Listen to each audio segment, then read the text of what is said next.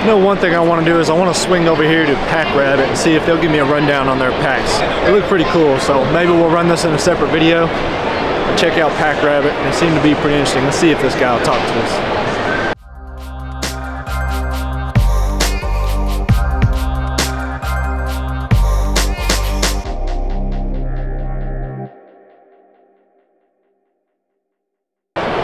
So our rifle bow carrier is an accessory, and the way it mounts is pretty super simple. It just uses some looped ends. So anything it can pass through, if it's a soft point or a hard point on any pack system, if you can put the looped end through and pull it, girth hitch it off, and you can attach it. So you can side mount it, you can center mount it. Oh, really? Yeah. We show it on here, side mounted here, along with the rifle version over here, side mounted. Yeah, I saw that. So it's easy to stand there and just look at them side by side and see the difference on how it can work for a bow and a rifle the same. Right. But you see there's a girth hitch right here, just a quick release. So by looping it through here or looping it through here, you know, I mean, there's just kind of an endless number of ways that you can put it on to include other people's packs. Right. Now, is this isn't part of the pack? This is like is this Right, so it's a dry bag nested inside of it. So oh, okay. The carrier. So this does come with the pack. That's yeah. I thought it was like a sleeping bag or something. Well, we sell it as an accessory. Oh, okay. So a lot of people will buy it at least like this, and then when they see the dry bag, they'll add the dry bag in there because that's what makes it a waterproof, weatherproof backpack. But you know, that dry bag comes out, and you're left with a way to carry things that you would never stuff inside of a backpack.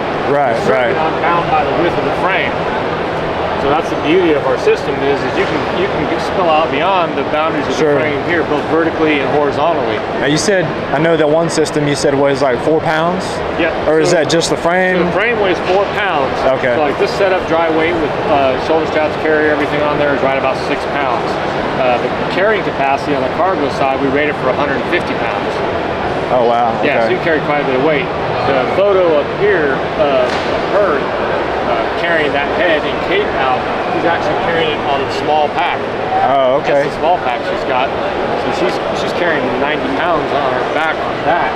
The small pack we rate for 100 pounds of cargo. Oh, really? You know, both cases as our failure points, such as what we rated at. What about the waistbands and the? I saw you had like an 80-pound pack earlier for that guy to try on. Yeah.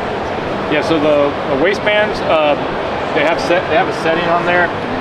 Just how it's assembled. So if you're looking at it, you can imagine this is it's like a belt loop. So small, or large, medium, and small. So how you route it is either shrinks the waist belt in or extends the waist belt out. Okay. So it just basically moves the pads around to the hips where you need them to be. Your day-to-day adjustment takes place in the front here, though, with a reverse pull. Oh, okay. So that's really just once you set it up for sizing. Right. Same thing with shoulder straps. The shoulder straps. Shoulder straps. We kind of do our own pack size. Shoulder straps can be placed anywhere along this ladder here.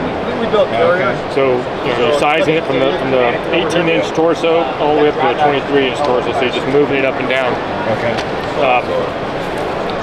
So all your sizing is predicated on your hip shelf right here, and making sure that your shoulder straps are in the right place based on your torso. Right.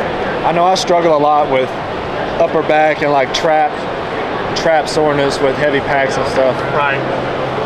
So our system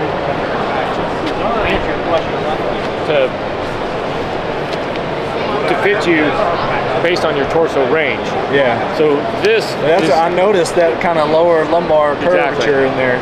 So this goes into your lumbar. So it doesn't matter how tall you are or even your torso length. This is going to be in the lumbar of anybody who's wearing it. Hip shelf is right here. So where you set your shoulder straps is based on the height of your torso. Right. That's how you get your proper fit. So with your waist belt on, so your waist belt is connected right here. Shoulder straps connected right here. Okay. With this connected into, once you have your hip belt tight, you can see with it being in the curve of your back, it can't really creep down. Right, right. So it's meant to stay in a fixed position in your back. Yeah. And I like that, dude, because I tend to, especially once my pack gets heavier, I tend to get that side slip, you know, or leaning or climbing or something. Right. My pack will swing around to the right and left and things like that. Well, so that's another feature here. So a lot of packs use a lot of foam padding in order to you know, create comfort. Right, it's just a foam grid. Right. So all it does is it traps heat and moisture, though. Yeah, I sweat my ass off on it. So ours does not. So you can see it's breathable here. We've got a waffle, you know, to allow maximum airflow through. Yeah. This is all meant to be in direct contact with your back, right? Instead of having a bunch of padding. And what makes it comfortable, again, is we've already pre-contoured it to follow the spine. This part right here is a free-floating, pivoting lumbar support. So your shoulder straps and your hip belt are connected to that. So you can see as this racks. So this racks left and right. This stays fully connected to your hips, because your shoulder straps and your hip belt are connected to that. It's tight against your lumbar, so as you're walking, your hips are doing this, racking left and right. Meanwhile, your shoulders can move counter. So because they've separated it, it's independent. Once you introduce sweat and moisture to your back, you are not introducing friction back here, because this stays fixed to your lumbar and your hips, and your shoulders can move separately. So it mitigates all that friction build up over time. I know even with the lightest packs, I'll just run a couple of water bottles and cameras. I'll sweat to death. Yeah. You know.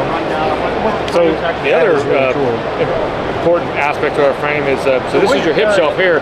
The cargo deck maintains that position in a fixed. It maintains that cargo in a fixed position above your hip shelf. And so the cargo deck, when you weight it down, it actually drives your hips underneath of you. Yeah, right. So most packs rely on the tension of the fabric, straps, things like that to hold it, and you start to get pack sags. Oh yeah. And you tend to bend forward at the waist to counter that weight. Right. Well, because of the way this operates, it pushes your hips underneath of you. You can't bend forward at the waist to counter weight. So you actually stand upright. Right. You move further over your toes is where you go. And so what that means is over time and distance, that's less fatigue and more efficiency, because you're not using your muscular tension to hold the weight, you're using skeletal tension. Right. It's a lot of ergonomics that go into that feature, man. This was designed, the frame was designed with irrespective of how it was ever going to be used. Really? It was designed solely, one of our business partners is the designer of it, it's patented, but it was designed just for human beings to carry more weight efficiently. And it just happened to be that once we figured out that, you know, the hunting market and the military and other commercial applications are places where you know, people carry heavy weight and need to be able to do it efficiently. The low profile seat is kind of a accidental genius, really, in that once we created the free floating lumbar support, we put it on the ground, we realized we had the ability to deploy a low-profile seat. Yeah. That's what I saw you were talking about. You know, if you're high glassing or something, and you just sitting up against rocks and glass like that all day behind the scope. You know. Yep. And all you need is a really small footprint in order for it to be able to deploy. Yeah. So you don't need a lot of space for it. And like you said, for glassing, you know, you can now sit where your line of sight is advantageous based on terrain, line of sight, all those things, instead of relegated to that one rock or that one tree that's you know right here. Right. So that's our frame, but all of our carriers are built around either the large version or the small version of that same frame. So really, you could, I mean, the investment in the frame, you could kind of design your pack around what you need it to be, but really, that's it. I mean, you're getting a lot of what the frame offers. That's it. Which is really, and it seems pretty versatile. I mean. Yep. So we get people that put shoulder straps on there only. Put some object on there. Shoulder straps, hip belt. You know, and there's so many ways to do custom. Everybody's customizing everything these days. So. And we do so. You know.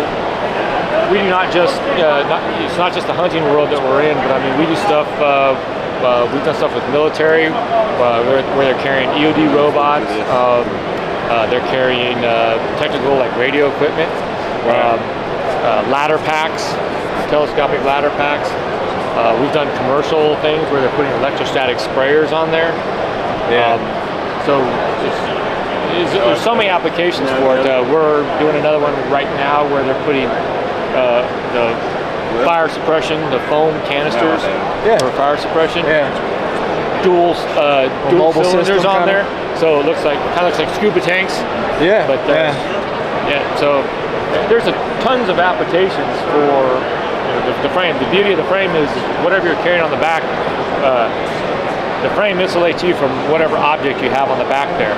Right. So you don't have to be carrying something soft. You can be carrying hard, irregular shaped objects. Yeah.